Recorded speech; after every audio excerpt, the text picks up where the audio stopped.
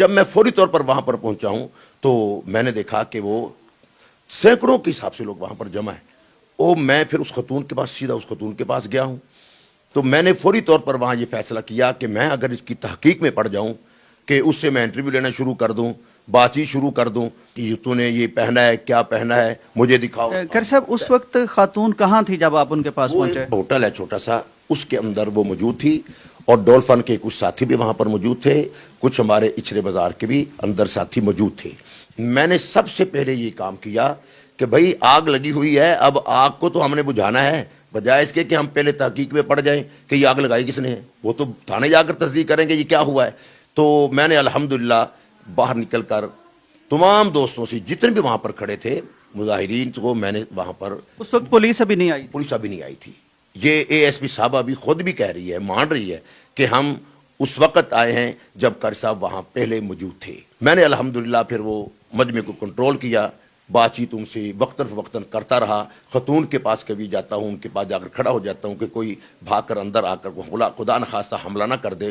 तो इसलिए मैंने फिर जब एएसपी साहबा आई तो 1 मिनट के अंदर ही हमने आपस में बातचीत की कि क्या किया जाए। उन्होंने मुझे कहा कि क्या करें कर साहब, यहाँ से हम निकल नहीं सकते, इतना मजमा है। मैंने कहा जी कि आप गाड़ी जो है वो होटल के साथ लगाएं। कैसे लगाएं भाई, यहाँ पर सैकड़ों लोग जमा है। मैंने कहा मेरी जिम्मेदारी, मैं इन लोगों को खुद पीछे और धकेलता हूँ। पीछे लोग काफ़ी चले गए हैं तो मैं पीछे और धकेलता हूँ, आप खतून को लेकर आए। आप वीडियो में देख रहे हो, मैं आवाज़ें लगा रहा हूँ, कभी रास्ता दो रास्ता दो रास्ता दो। पुलिस की डाले के पास मैं खड़ा हो गया हूँ। फिर वो हमारी एएसपी साहबा, जिसने बहुत ही अच्छा अपना किरदार अदा किया, तो वो उस खतून के लेकर आई और हमने उस गाड़ी में उनको बिठाया और फिर हम थाने चले गए। आपने फरमाया कि उस खातून से भी आपकी बात होती रही, क्या बात होती रही? वो कितनी डरी हुई थी, उनको क्या लग रहा था क्या होगा? वो जब मैं उसके पास पहुंचा हूं तो वो बेचारी जाहिर बात है रो रही थी, परेशान थी, उसका मियाँ भी साथ खड़ा था। तो मैंने उसको ये कहा, मैंने कहा कि आप थाली रखें, मैं इंशाल्लाह इधर आ गया हूँ, कोई आपके करीब नहीं आएगा। देखिए जी, मुझे एक अरसा हो गया यहाँ पर, 40 साल हो गए यहाँ पर। तो चूंकि वो सारे हमारे बाजार के नहीं थे, वो अतवार बाजार लगता है, फट्टे लगे होते हैं, कई दुकानें बंद होती हैं, तो बाहर से लोग अपने इतवार बाजार लगाने के लिए आए होते हैं। तो इसलिए वहाँ पर जो है वो एक बहुत बड़ा हुजूम लग गया था और लोगों ने मेरी बात मानी भी और सारे के सारे नारेबाजी तो बहुत शदीद हो रही थी, तो लोग पीछे फिर हटे। ये फरमाइए कि यहाँ तक तो बात हो गई, फिर पुलिस के साथ आगे किस तरह आपके मामलात चले? जी, हम फिर थाने पहुँचते हैं। कर साहब, ये फरमाइए कि पुलिस ने कहा था कि आप साथ चलें? मैंने उनको जब ये बात की ना यहाँ पर, मैंने कहा कि आप इनको यहाँ से ले जाएं, फिर थाने जाकर बात होगी। उन्होंने कहा जी आप हमारे साथ आ जाएं।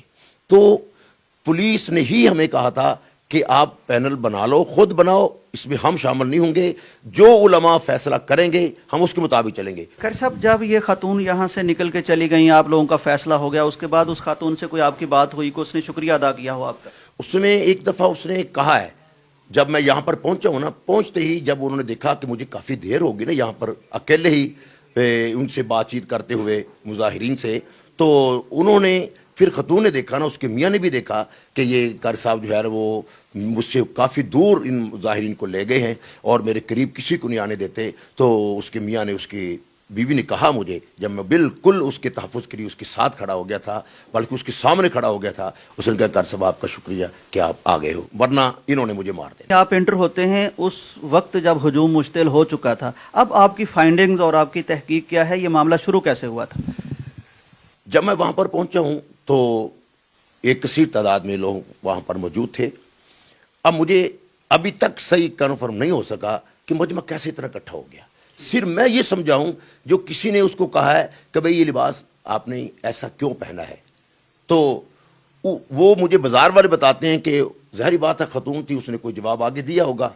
वो जब उनसे बातचीत हो रही थी तो बाजार था, तो चौक पे ये मसला दरपेश हुआ, तो वो फिर सारे जो है वो इकट्ठे हो गए। देखते आपको पता है कि देखते देखते मजमा लग जाता है, तो वहाँ पर ये फिर ये मजमा, जब मैं वहाँ पर पहुँचा हूँ, कुछ मीडिया कह रहे हैं उनको थप्पड़ मारेंगे फलां, यकीन करें जब मैं वहाँ पर पहुँचा हूँ, काफ़ी देर मैं वहाँ तक रहा हूँ, तो मेरे सामने मेरी मौजूदगी में ना किसी खतून पर किसी शख्स का हाथ की बात तो अलग रही, मैंने उसको उस दुकान कमरे के अंदर भी नहीं घुसने दिया।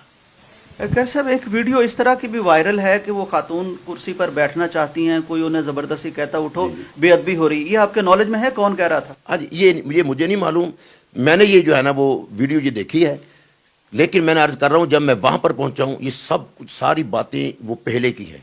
جب میں وہاں پر پہنچا ہوں میں عرض کر رہا ہوں کہ میں نے تو وہاں پر سینکڑوں لوگ تھے، میں نے سب کو وہاں پر وقتاً فوقتاً ہر 2-4 منٹ کے بعد میں پھر باہر آ کر بیان کرتا تھا، پھر لوگوں کو پیچھے دھکیل دیتا تھا، پھر میں اس خاتون کے سامنے کھڑا ہو جاتا تھا. یہ نعرے بازی تو میں یہ کہہ رہا ہوں کہ وہ نعرے بازی ہو رہی تھی، ہر طرف سے نعرے لگ رہے تھے، ہر طرح کے نعرے لگ رہے تھے، لیکن الحمدللہ اللہ کی مدد سے اللہ تعالیٰ نے ہمارے لیے یہ آسانیاں کر دیں، ملک کے لیے بھی، ہمارے اچھڑے بازار کے لیے بھی، اور ہمارے دین اسلام کے لیے بھی. قاری صاحب کتنا وقت تھا اندازاً جب آپ پہنچے اور اس کے بعد پولیس آئی، اس دوران کتنا وقت گزرا تھا؟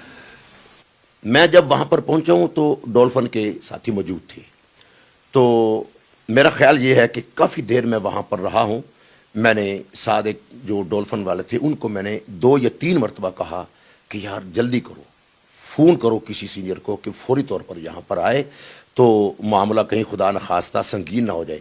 دراصل بات یہ ہے کہ ہماری پولیس پہنچی ہے، چونکہ اچھڑا بازار ہے، رش ہوتا ہے، چھوٹی چھوٹی گلیاں بھی ہیں، تو ظاہری بات ہے پہنچنے میں ذرا ٹائم لگتا ہے. میری مسجد چونکہ کچھ زیادہ دور نہیں تھی اس لیے میں تو فوری طور پر وہاں پر پہنچ گیا.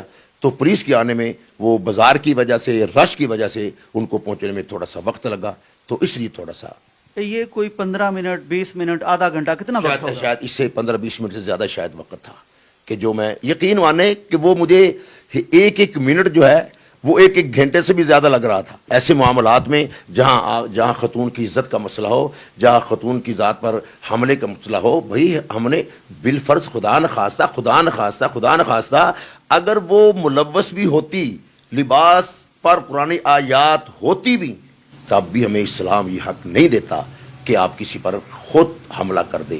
ہمارے پاس قانون موجود ہے، آئین موجود ہے، انتظامیہ موجود ہے، تھانہ موجود ہے، عدالتیں موجود ہیں.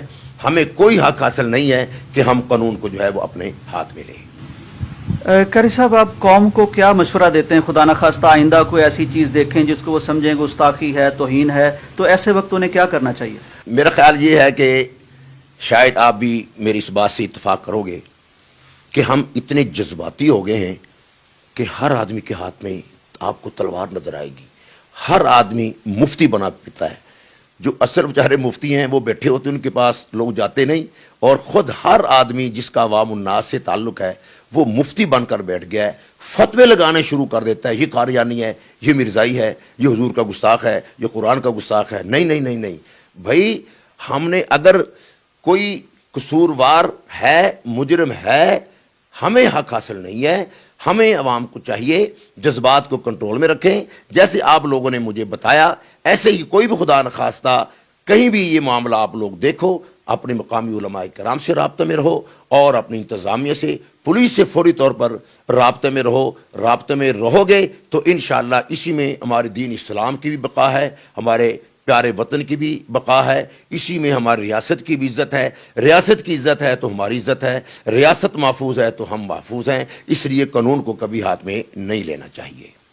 ناظرین، یہ تھی صورتحال. اپنے گھروں میں بیٹھ کر، ڈرائنگ روموں میں بیٹھ کر، موبائل پر ہم جو دل چاہے کہتے رہتے ہیں. یقین کیجئے کہ جب تک میں اس صورتحال سے آگاہ نہیں ہوا تھا، میرا بھی خیال تھا کہ یہاں شاید علماء کرام سے مس مینجمنٹ ہوئی ہے، تو میں نے تردد کیا ہے. میں چل کے آیا ہوں، یہ چھوٹی چھوٹی گلیوں سے قاری صاحب کی خدمت میں پہنچا ہوں اور اصل حقائق جانے ہیں. تو ہمیں اندازہ ہوا ہے کہ یہ علماء اس معاملے میں ولن نہیں ہیں، یہ ہمارے ہیرو ہیں، یہ ہمارے محسن ہیں. انہوں نے ملک کی ساکھ بچائی ہے، ایک خاتون کی جان بچائی ہے، اور بھرے مجمع سے اس خاتون کو شاید یہ پہلی دفعہ ہوا ہے کہ بچایا گیا ہے. تو ہم ان کے شکر گزار ہیں. میں آپ سے صرف یہی درخواست کروں گا کہ حقائق کے ساتھ رہیے. ہم انسان ہوں، مسلمان ہوں، صحافی ہوں، جرنلسٹ ہوں، یا گھروں میں بیٹھ کے دیکھنے والے ویورز ہوں، کم از کم ہمیں سچائی کا ساتھ ضرور دینا چاہیے. ہمارے جذبات کے کبھی سچائی خلاف بھی ہوتی ہے، کبھی حق میں بھی ہوتی ہے، لیکن مردانگی اور دنائی یہ ہے کہ ہم سچائی کے ساتھ ہوں. سچائی یہ تھی جو ہم آپ کے سامنے لائے ہیں. اجازت دیجیے. اللہ حافظ.